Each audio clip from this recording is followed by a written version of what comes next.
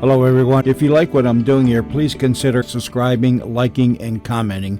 It would really help the channel out quite a bit. Thank you very much.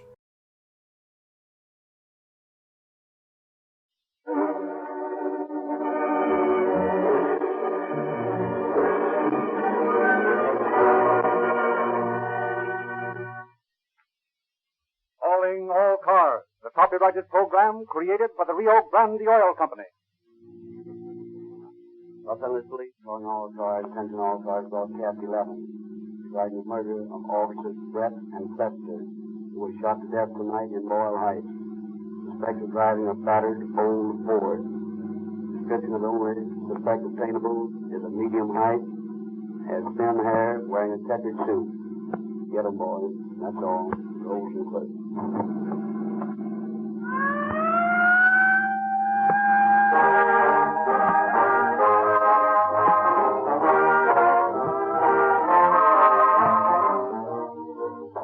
If you are the average motorist, you buy gasoline for only one or two cars.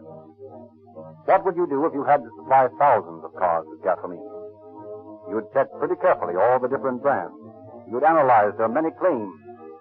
And not satisfied with claims, you'd make actual tests yourself to see which gasoline is most powerful, which is the fastest, which gasoline really does give more miles to the gallon. That's how the buyers for large cities like Los Angeles and Oakland select the gasoline for their thousands of police, fire, and emergency cars by actual tests. What gasoline wins these tests? Nearly everyone knows that Rio Grande cracked gasoline has won them for years, and thereby won the contracts to supply gasoline for more police, fire, and emergency cars than any other brand in this market. It is an honor to have the finest, fastest, most powerful motors on the road using your gasoline. Rio Grande is able to hold this leadership only by producing a gasoline which actually outperforms others. No other gasoline can equal this performance because Rio Grande holds the exclusive patent rights to manufacture cracked gasoline by the Sinclair process. Millions of dollars have been invested in special refinery apparatus which breaks gasoline drops into unbelievably small atoms so they'll burn more efficiently in your car. Rio Grande balances cracked gasoline so it starts quicker than other brands. So it generates more power, so it speeds up faster. And this cracking and balancing ensures that Rio Grande crack burns evenly and completely. So there's no waste, as in gasolines made by the ordinary refining process. You can actually feel the difference in your own car when you change to Rio Grande cracked gasoline. One tankful will convince you that there's a world of difference. Please try.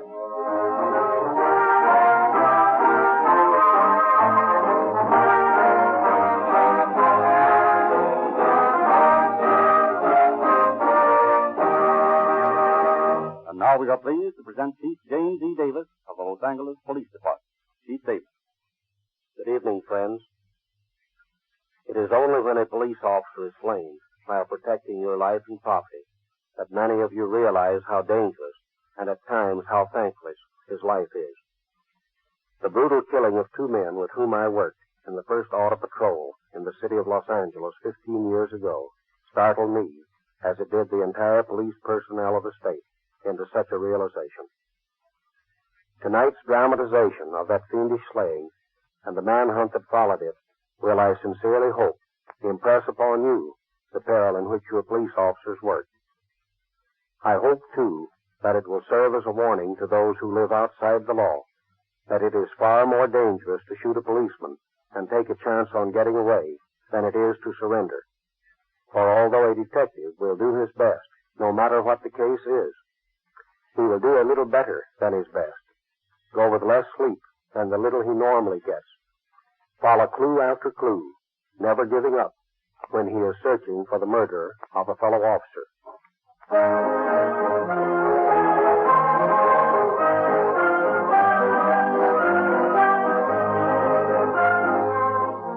It is the night of December 6, 1921.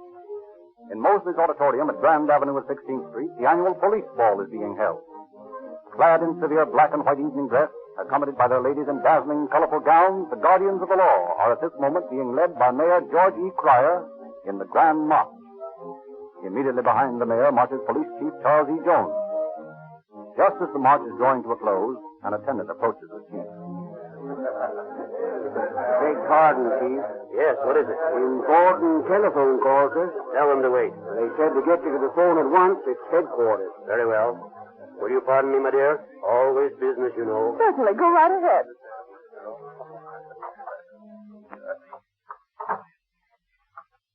Right here. Oh, yes, thank you. Hello? Chief Jones speaking. What? Yes. All right. I'll be right down.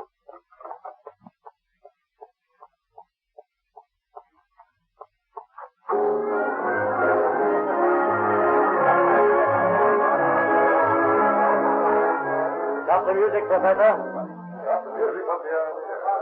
Other officers, I have just had a call from headquarters. It was a report that Officer Bill Brett and Officer Harry Clester have just been murdered. I guess the party's over for tonight, boys.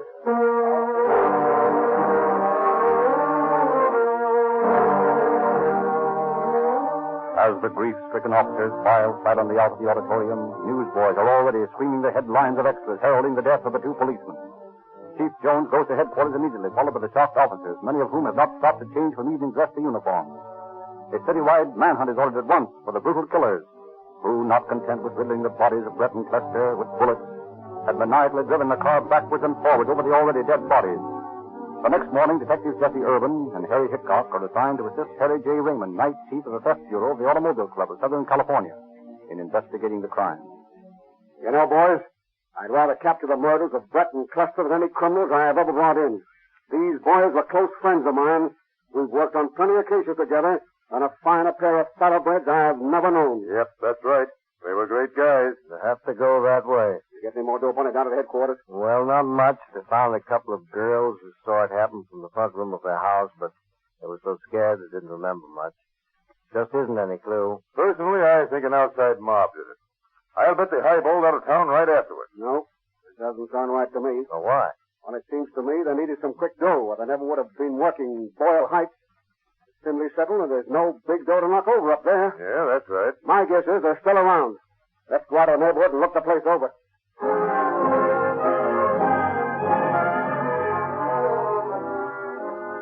But a close questioning of the residents in the neighborhood of the scene of the crime fails to reveal anyone save the two girls who had seen it happen. But Raymond will not admit defeat. 2 nights later, he returns by himself and continues his questioning. This time, he is successful. He finds an old ex-gold miner who had not been home on his previous round of the neighborhood. Yep, yes, I seen the shooting. I was sitting on the porch smoking my pipe when I see these 2 cars go by. One was an old Ford. The other was the police car, I suppose. Yes, and what happened? Well, I heard somebody from the rear of the first car yell, "Boys, don't do that." And there were 2 shots, and the man fell out of it. The policeman in the second car got out and ran up. And just then another guy gets out the Ford and starts running across the vacant lot. How was he dressed? He wore a light checkered suit, like a gambler, I'd say. And I saw him in the street light, and his hair was light and thin. Would you know him if you saw him again? Yes, I'm certain I would. Good. What else happened? Well, the policeman called to this fella to halt, and instead the hombre in the check suit fired a shot at him. Then there was a shot in the back of the car, and I heard the glass splintering. Then the man in the check suit, he come back to the car, and they drove the Ford over the bodies of the policemen, and then they drove away. How many men were there in the car? Oh, I don't know. I guess about 4. Well, man, why didn't you report this to the police? Listen, mister, I've lived in the West a long time, in the gold camps and the silver mines, and I've seen a lot of shooting scrapes. And I'm alive now because I don't meddle in other people's business.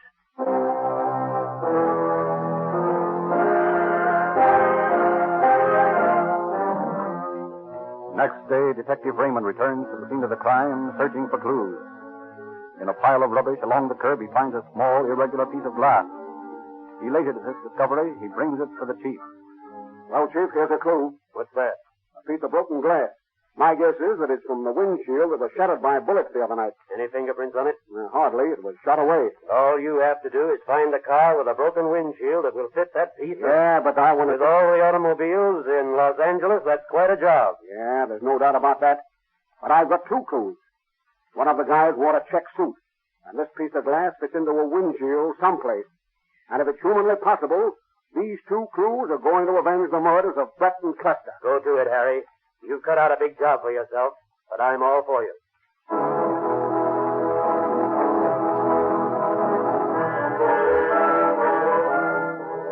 2 nights later, Raymond and Irvin are cruising through the Central Avenue district on their routine job of searching for automobile thieves. Suddenly, as they turn to 40th Street... Harry, look. What? Stop the car a minute and turn out your lights. What is it? See those 2 cars down the street there? Yeah? Oh, I get it. Tire thieves, huh? Well, we'll just take those lads in. Come on. Okay. Turn on your lights like you was going to drive by them.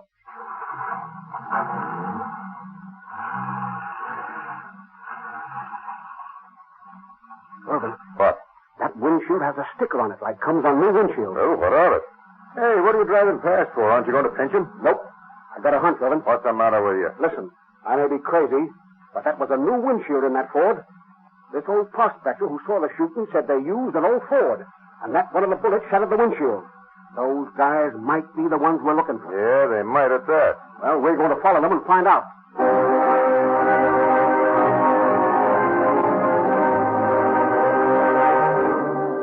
Irvin and Raymond tail the suspected car to Hermosa Beach, where it enters a garage behind the house a block from the ocean.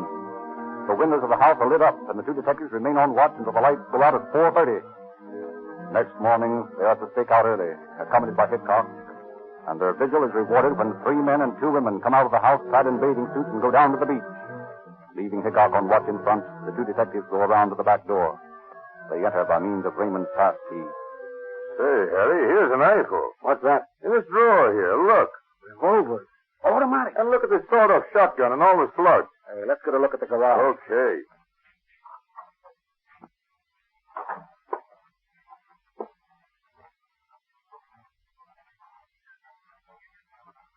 Well, there's the old Ford in the garage. Yeah.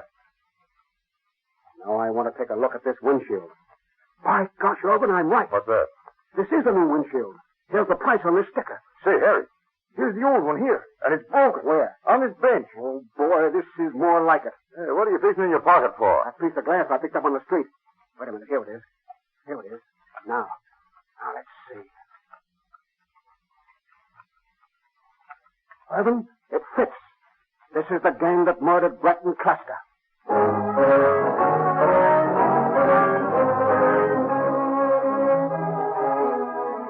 The next day, the 3 detectives return and watch until the same 3 men and 2 women go to the beach for their swim. Then they interview the occupants of the adjoining house. It all depends on what they look like here. Yeah. I'll stall till I find out if it's okay. How do you do, ma'am? Could you tell me who lives next door? I don't know.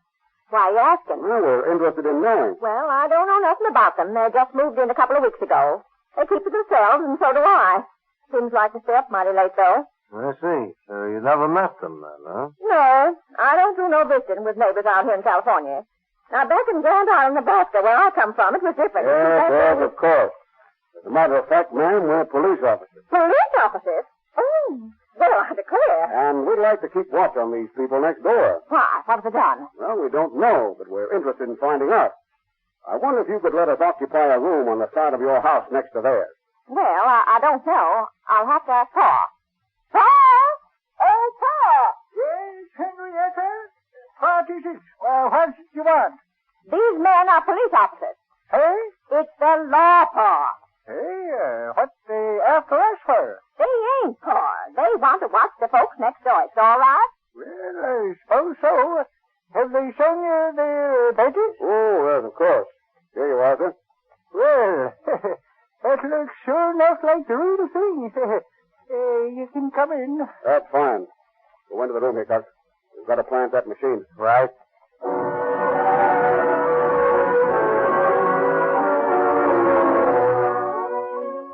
It is a simple matter to plant a dictaphone behind a curtain in the house of the suspects and run a line over the shifting beach sand to the house next door. All day the detectives lie in hiding, alternately taking turns listening at the dictaphone. Late in the afternoon, the party returns from the beach, and then, as they sit around the dinner table, the detectives get an earful. Hey, get a load of this. Please, me a Well, let me tell you, guy, you better never doubt Bill's nerve when he's around. Oh, yeah? Yeah. Curly and Bill will be down tonight to talk things over. Ask him about that time in Utah. Yeah, that's right. Curly and Bill pulled plenty of fast ones on the Mormons. Oh, come on, boys. Cut the arguing. Have some more potatoes. Sure. Reach for them. Where's Babs, Marge? She's lying down. She got a headache in the sun today. Hey, here's Curly now. He just let himself in. Hiya, Curly. Hey, Curly. How's the boy? Hello, boys. Hiya, Marge. Where's Bill? I couldn't make it so early. He'll be down later. Hey, got some grub for me? Sure, Curly. Here you are. Got any angles, Curly? Yeah, a couple. Hey, and get this, Cal. You know, we gotta get busy and get some dough. Sure, that's right. Just as soon as you line up the jobs, we'll pull them. Yeah? Well, we've had some good jobs lined up, and we'd be getting the dough right now if you had any nerve. Nerve? What do you mean I ain't got no nerve? I had plenty tonight. We bumped off them 2 coppers over in Boyle Heights, didn't I? Didn't I go to the receiving hospital and make sure them 2 guys were dead? Didn't I? The rest of you monkeys didn't have no doubt about it. Those are the birds that killed Brett and Cluster. Come on, let's knock them over right now. Yeah, come on, Harry, let's go. Now, wait a minute. We've got these mugs anytime we want to take them. Let's wait until this Bill fella comes. Let's get them all at once.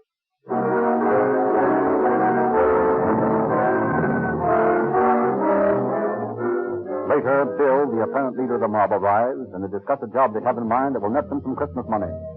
When Curly and Bill leave the place, Raymond follows Curly, and Irvin and Hickok tail Bill, thus discovering the Los Angeles addresses of both men.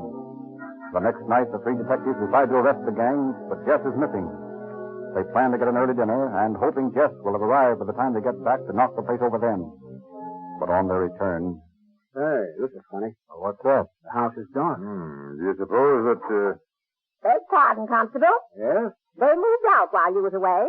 They did. Yes, they all left less than 15 minutes ago. A baggage man came and took their stuff away, and they all piled into that old fort of theirs. I couldn't stop them. No, of course not. Maybe we should have knocked over the 6 of them while we had a chance. yeah. But I did find one thing out.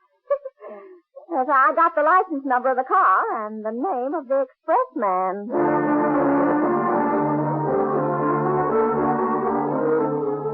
Through the quick-witted cooperation of the old lady, the detectives are enabled to pick up the trail once more. The expressman, when questioned, tells them the address on South Hope Street where he transferred the baggage for one of the girls. They raid the girl's room and take her to headquarters. Heedless of her loud protests, they question her half the night. Finally... Now, look at here, Marge. It's up to you.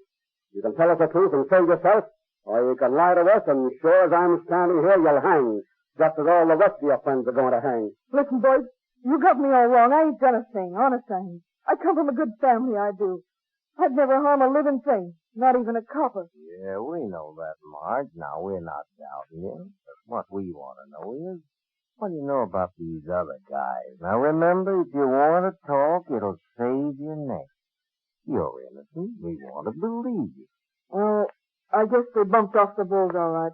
That's what they claimed, anyway. Who are these guys? Who's Curly? Well, his real name is Willard Thompson. And Bill, who's he? He's Bill Brinkhurst. They both served time up in Utah. Well, what about the rest of them? Jim Wheaton, Cal Rowe, and Jess Wendell are their names. Jim Wheaton, Al Royal, and Jess Wendell. Hey, tell me, why did you leave the beach so suddenly? The boys just got a hunt. That's all. Where are they now? I don't know. Honest, I don't. I wish I'd never seen them. I'm straight, I am. I was trained to be a nurse, and if things hadn't been so tough, I'd never taken up with them. Oh, I wish I was dead. I wish I was dead.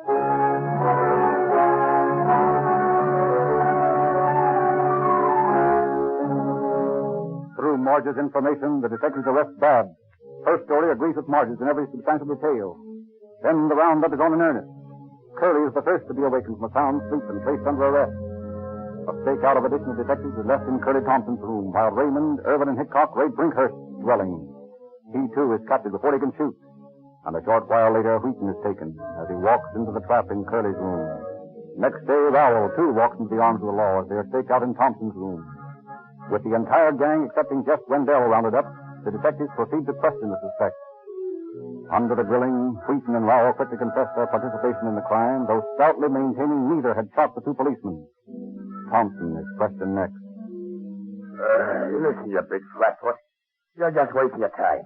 I won't talk no matter what. Now, look here, Thompson.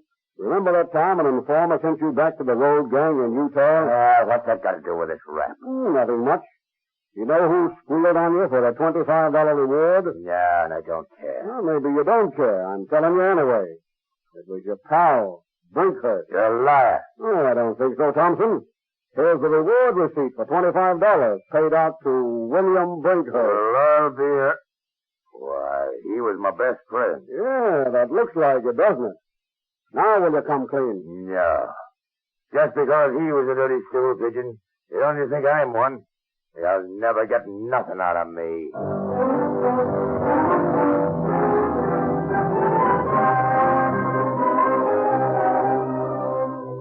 And Curly Thompson stoutly maintains his silence. Brinkhurst is next to be questioned. He claims he was helping his wife with the washing on the night of December 6th. Mrs. Brinkhurst is brought in to face her husband. Mrs. Brinkhurst, your husband tells us that he was helping you do the washing on the night of December the 6th. Is that true? Go ahead, Molly, and tell him about it. That was the night you had such bad rheumatism in your left hand. Remember? No, Bill. It won't work this time.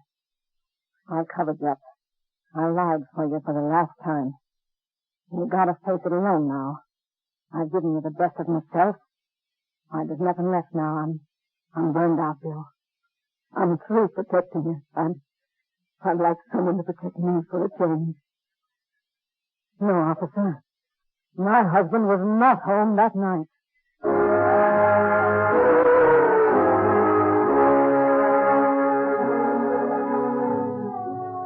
2 days before Christmas, Detective Raymond locates the estranged wife of Jeff Wendell, the only member of the gang still at liberty. He gives the officer a picture of Wendell and the license number of his Ford coupe. Raymond returns in high spirits to the officer of Secretary Mitchell of the Auto Club. Mr. Mitchell, I've got a picture and a complete description of the last one of that gang. Good. What do you propose to do? I want to run him down. Well, aren't you satisfied with the 4 you have? No, sir. I'm going to get every one of those guys that killed my pals. This Wendell is the toughest of the lot.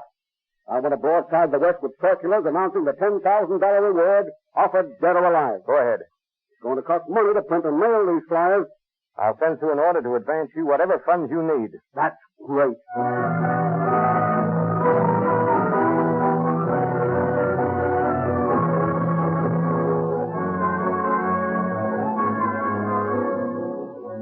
After a long search for a printer, Raymond finally finds one willing to undertake such a mammoth order on Christmas Eve. 20 traffic officers are dispatched from headquarters to augment the clerical staff of the Auto Club, and the circulars, ink still wet, are in the mail by midnight of Christmas Eve. The day after Christmas, the phone rings on Raymond's desk. Sergeant Raymond speaking. The Lattimore, please. Maryland, California's calling. Hello? Hello? I want to talk to Sergeant Raymond. You're speaking to him. Good. This is Constable Harris. I'm in charge of the road gang near Maryland. I just checked your circular today. The man you want passed through Maryland day before yesterday. He did? Are you sure? Yeah, he was driving a Ford coupe driving down with Redding. He drove up and asked for something to eat. I told him he'd have to wait until I heard the prisoner. He looked scared. Said he was in a hurry. I was suspicious, so I took down his license number and he drove away. And what was the number? Same as the one on your circular. That's fine, Constable. And thank you for your information. Quite all right, Sergeant. Can I do anything else for you? Nothing right now. If you can, I'll get in touch with you. All right. Bye. Goodbye. Now we can start to move. Get me Western Union. Western Union? I want you to take a telegram. And whom is the telegram going? To every Western Union office in Southern California, beginning at Maryland and then to Arizona, New Mexico, and Utah. Do you know what they're doing? That means thousands of officers. Awfully hard deal. Never mind that. Charge it to the Automobile Club of Southern California. Very well. What is the message, please?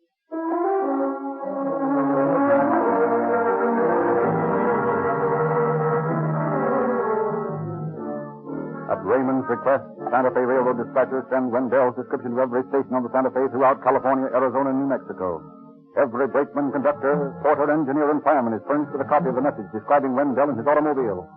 A message which begins one of the widest manhunts in the history of the Southwest. While hundreds of keen-eyed officers in every town and hamlet in 3 states are searching for the fugitive, word comes from Yuma that a man answering Wendell's description stole a pair of Arizona license plates and is heading east. Then from Oatman, Arizona, comes a flash that Wendell's coupe had passed through that town. Raymond, Irvin, and Hickok, missing the eastbound limited, jump in their car and race it to San Bernardino, intending to board it there. Arriving ahead of the train, Raymond telephoned Sheriff Mahoney in Kingman, Arizona. Hello? Hello? Sheriff Mahoney? I'll try. This is Sergeant Raymond of Los Angeles. Did you get my circular describing Jess Wendell? Well, this Wendell was last seen heading east through Oakman. Detectives Irvin and Hickok and I are taking the 1040 in a couple of minutes, but I'd like you to start after him right away.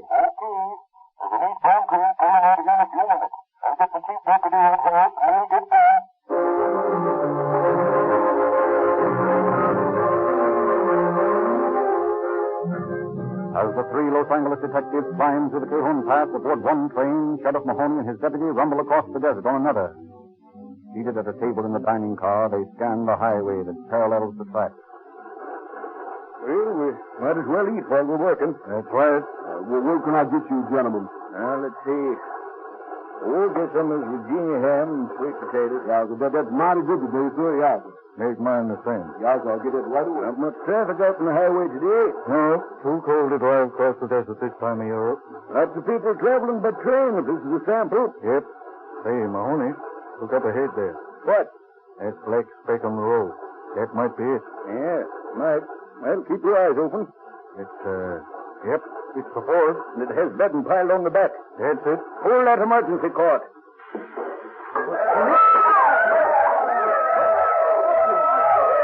What's the idea of pulling a car? Can't stop to explain, conductor. I'm sheriff of this county. Come on, Red. Get your gun out. Wait.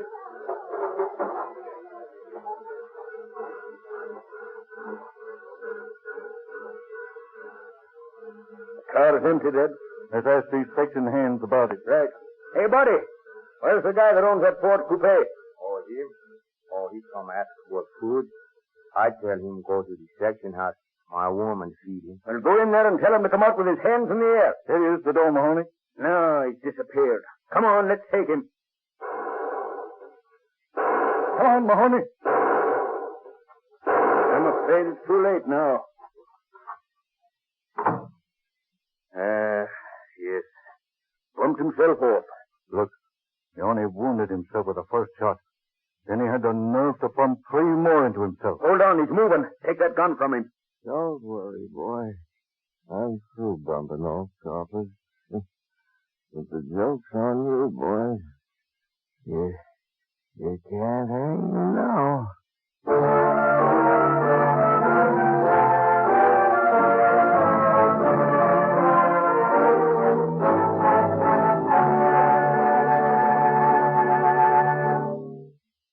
Wendell died on the westbound train bringing him back to Los Angeles.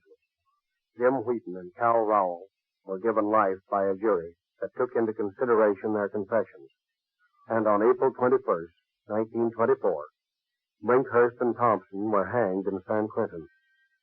By agreement among themselves, Raymond, Irvin, and Hickok, whose splendid detective work brought this case to a successful close, split the $10,000 reward and gave one half to the widow of Officer Brett and the other half to the widow of Officer Clester. Thank you, Chief Davis.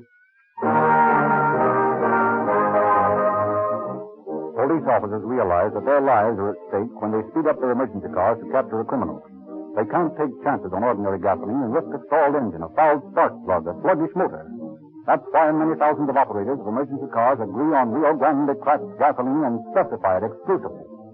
Drive your car into your neighborhood Rio Grande station and you'll get exactly the same cracked gasoline that police and emergency car drivers prefer above all others. You'll also get some novel new coins with your change called police money. Boys and girls everywhere are saving this free police money because they can exchange these valuable coins for a complete junior detective outfit. So while you're enjoying police car performance in your car, you're also helping some boy or girl to get 14 free gifts. In the latest issue of the Calling All Cars News, which you can get free from any Rio Grande dealer, you will find a full description of these gifts, together with fascinating illustrated true crime stories and late movie and radio news. Get your free copy of the news right away. All Rio Grande dealers are now recommending Sinclair motor oil. Sinclair not only equals any other oil made, but also has certain features found in no other oil. Before you get your crankcase filled again, ask your Rio Grande cracked gasoline dealer about Sinclair motor oil's advantage.